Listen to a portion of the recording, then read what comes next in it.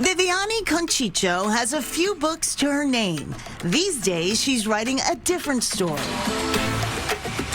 I think I chose to be the teacher when I was like 4. I loved it. I always wanted to be a teacher, professor. Conchicho has a PhD in linguistics. A native of Brazil, she spent nearly a decade teaching Portuguese at Harvard. Her students never turned down her homemade chocolate truffles. So you are completely self-taught? Completely. So this is 100% your recipes that you've put together? Wow, and how long did it take you to perfect? I would say a couple of years. In 2024, Conchicho traded the lecture hall for a mixing bowl. Like that eagerness, that desire for novelty, that I think that teaching for more than 20 years was kind of like wearing off. So maybe I should just make people happy with chocolates. Her second chapter is called Vivivalicious, and it's in the heart of Natick Center. I wrote the name of Vivivalicious on the back of my recipe book for years. I had it for years. Here, Conchicho hand makes truffles, chocolate bars, and all kinds of artisanal deliciousness. Our chocolates are made with pure chocolate, so only 2 ingredients, cocoa nibs and sugar, raw sugar.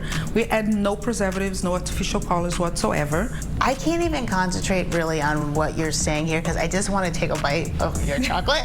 Okay. So badly. You know what? This is Vivivalicious.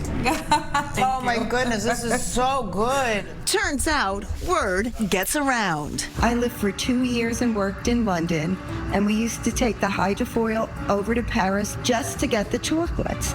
And I have to tell you, these are the best, the very best. Conchicho brought the same rigor to chocolate making as she did to academia. I didn't want to just make any chocolate.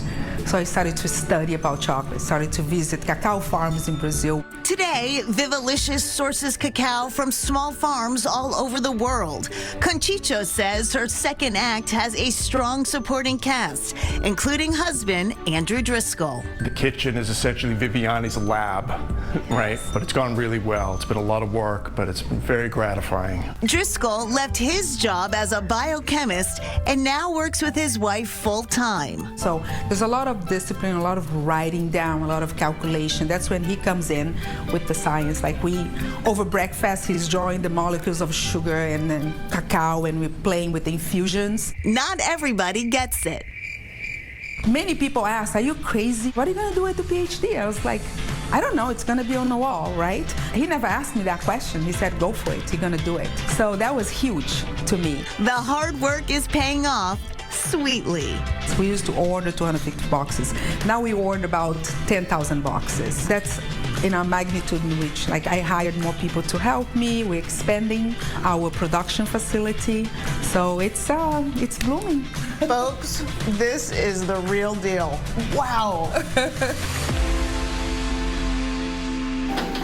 Brandon Roderick knew a change was necessary midway through his college career. I wasn't very happy. Roderick always dreamed of becoming a doctor. He even earned a full pre-med scholarship to Tufts University. I wanted to either be like emergency medicine because I like fast pace, or I wanted to be surgeon because I like to cut. But one fateful day, he had an epiphany. I can remember like the exact moment I was at like the library studying for a chemistry exam, and I just like closed the chemistry book and searched for culinary schools, and like Cordon Bleu in Boston came up, and I applied right then and there. Roderick says his science background helped his transition to the culinary world. Baking is much more chemistry and biology when you're dealing with yeast and sourdough. After graduating from culinary school, Roderick worked for some of Boston's most notable chefs. He opened his own New Bedford bakery and cafe in 2016 called The Baker. Kind of like a French-inspired, European-inspired micro-bakery because we do things on the smaller scale. Customer favorites include fresh bread, croissants, and sweet treats with a twist, says Roderick. So this is our, what we call a puff tart. It's kind of like a Pop-Tart, but made with house-made puff pastry. We usually fill it with like a different filling every couple weeks. Right now it's a strawberry puff tart with vanilla glaze and sprinkles. This is our croissant bread pudding. We take all the croissant little tidbits that are left over and we soak them in a cinnamon custard and then bake them with mini chocolate chips, salted caramel. Savory sandwiches and tartines are also specialties at the baker. Roderick's top-selling item combines the best of sweet and savory. This is our ever-famous linguiça cheese roll, which you'll probably only find in this area of Massachusetts. Roderick encourages anyone hesitating in taking a leap of faith to go for it. He says he has no regrets. You don't know what life is going to do or where it's going to take you. I rarely see people's lives kind of go in the straight line that they expect it to, and it's more like, you know, this. I'm just like following the path that it leads me to. So enjoy the ride.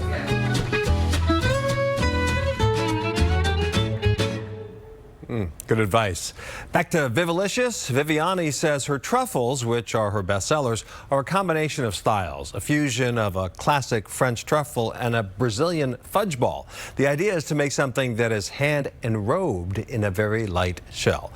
No surprise, Viviani says Valentine's Day is her absolute craziest time. She makes so many chocolates leading up to the holiday that she barely has time to sleep.